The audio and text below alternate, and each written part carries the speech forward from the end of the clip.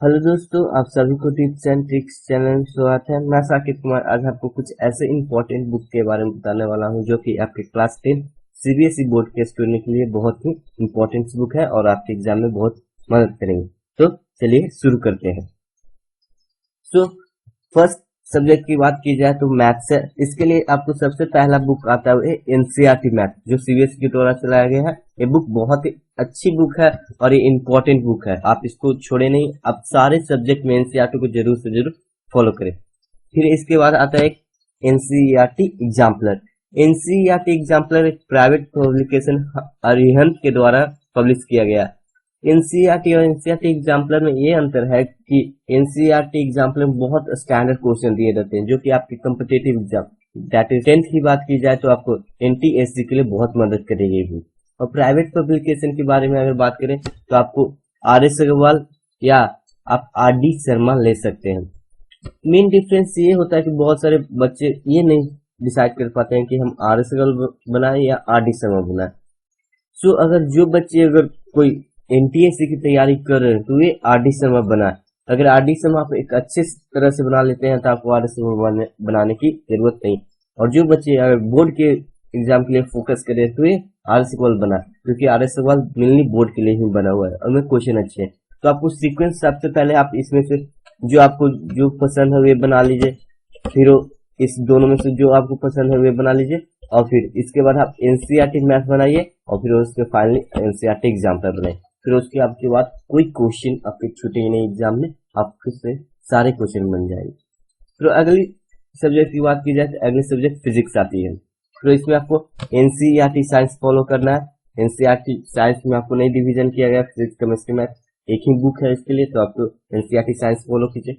तो इसमें भी आपको एनसीईआरटी एग्जाम्पलर फॉलो करना है। इसमें भी डिवीजन नहीं है, एक ही बुक आपको मिलेगा, अरिहंत का मिलेगा एनसीईआरटी एग्जाम्पलर। फिर अगर प्राइवेट पब्लिकेशन की बात की जाए तो आपको सृजन पब्लिकेशन का फिजिक्स बनाइए, बहुत अच्छी बुक है। इसमें आपको बहुत अच्छे से क्लियर डॉट किया जाएगा, बहुत अच्छे से इसका जो प्रिंटिंग क्वालिटी, या तो बात कर लीजिए इसकी जो कंटेंट है वो पॉइंट टू पॉइंट कंटेंट है। एग्जाम पॉइंट ऑफ व्यू से बहुत अच्छी बुक है और कॉम्पिटिटिव एग्जाम के लिए भी बहुत अच्छी बुक है। अगर न्यूमेरिकल की बात की जाए तो आप टीएमएच का न्यूमेरिकल बनाए, बहुत अच्छे न्यूमेरिकल्स इसमें मिल जाएंगे। और बहुत सारे बच्चे होते हैं कि एचचांद बुक पे जाते हैं, प्लीज एचचांद के बुक पे मत जाइए, क्योंकि इसमें ना कंटेंट का तो पता ही नहीं रहता, जहां मन तहां से पूरा कंटेंट भर देता है बुक में और बुक को एकदम बस मोटा कर दिया है। उससे कोई फायदा नहीं होने वाला है। आप सृजन को फॉलो कीजिए या तो आप एस दिनेश को भी फॉलो कर सकते हो, उसकी भी बुक बहुत अच्छी आती है। सो अगली सब्जेक्ट की बात की जाए तो अगली सब्जेक्ट आती है केमिस्ट्री। केमिस्ट्री में आप एनसीईआरटी साइंस को फॉलो कीजिए। उसके बाद आप एनसीईआरटी एग्जाम्पलर अरिहंत का है। फिर आप सृजन पब्लिकेशन का केमिस्ट्री आप फॉलो कर सकते हैं, या आप भारतीय भवन का केमिस्ट्री फॉलो कर सकते हैं। यहाँ आपको जो आपको अच्छा लगे वो आप फॉलो कर सकते हैं। एक बार पढ़ लीजिएगा, जो आपको अच्छा लगे ये कीजिए। इस दोनों ही बुक बहुत अच्छी बुक है। फिर उसके बाद अगर लैंग्वेज ऑफ केमिस्ट्री, अगर 10th की बात की जाए तो आपको यहाँ इनऑर्गेनिक और ऑर्गेनिक केमिस्ट्री पढ़ना रहता है। फिजिकल केमिस्ट्री 9th में ही पढ़ना, तो यहाँ आपको रिएक्शन बहुत सारे मिलेंगे प्रूव करने के लिए, केमिकल इक्वेशन बहुत सारे मिलेंगे। तो आप ये लैंग्वेज ऑफ केमिस्ट्री एस चांद का बनाइए, बहुत अच्छी बुक रहेगी। सो अगली अगर सब्जेक्ट की बात की जाए तो वो है बायोलॉजी। बायोलॉजी में आपको एनसीईआरटी साइंस फॉलो करना है। फिर उसके बाद आपको एनसीईआरटी एग्जाम्पलर भी फॉलो करना है, अरिहंत का है। फिर आपको यहाँ सृजन पब्लिकेशन का बायोलॉजी फॉलो करना है। और इस साल का बायोलॉजी बिल्कुल मत फॉलो कीजिएगा, क्योंकि उसका आप फॉलो करते हैं तो आप खुद नहीं पता कर पाइएगा कि कौन सा कंटेंट पढ़ना है कौन सा नहीं। अब सृजन पब्लिकेशन की अगर बायोलॉजी या तो फिजिक्स या केमिस्ट्री की बात की जाए, आपको पॉइंट टू पॉइंट आपको कंटेंट मिलते हैं। तो इसके बाद की सब्जेक्ट की बात की जाए तो सोशल साइंस है। इसमें आप मेनली आप एनसीईआरटी जो बुक दिया गया है, एनसीईआरटी सीबीएसई के द्वारा जो चलाया गया वही बुक कीजिए। इसका कोई एडिशनल बुक आता नहीं है, मार्केट में आता है तो बस उसको ही छाप देता है, जो एनसीईआरटी का कंटेंट ही रहता है। तो एनसीईआरटी सोशल साइंस में हिस्ट्री आता है, इकोनॉमिक्स आता है, सिविक्स आता है, ज्योग्राफी आता है। अगर आपको प्राइवेट पब्लिकेशन पर जाते हैं तो अरिहंत का all in one social science ले सकते हैं। ये बस बस सोशल साइंस के जो एनसीईआरटी सोशल साइंस है उसको बस थोड़ा सा सिंपल लैंग्वेज में बस ट्रांसलेट करके लिखा है और कोई ज्यादा डिफरेंस नहीं है।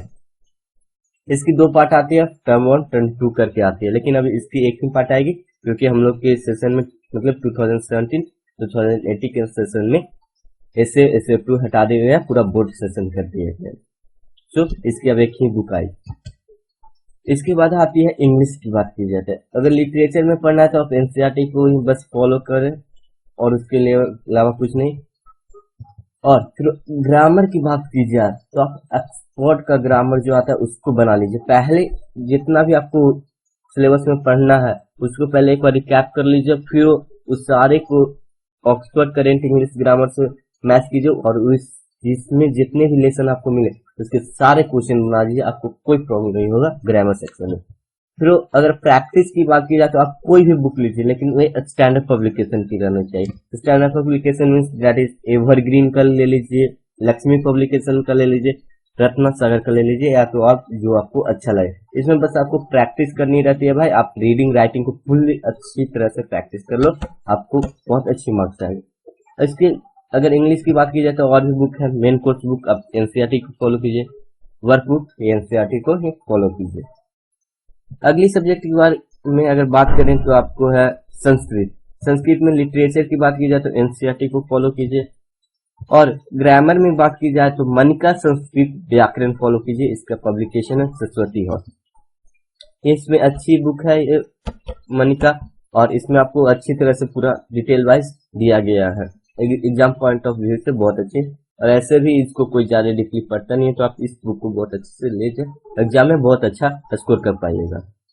इसके बाद है हिंदी। हिंदी में अभी लिटरेचर के लिए एनसीईआरटी हिंदी फॉलो कीजिए और ग्रामर के लिए मानक हिंदी व्याकरण जो कि सरस्वती हाउस पब्लिकेशन का है।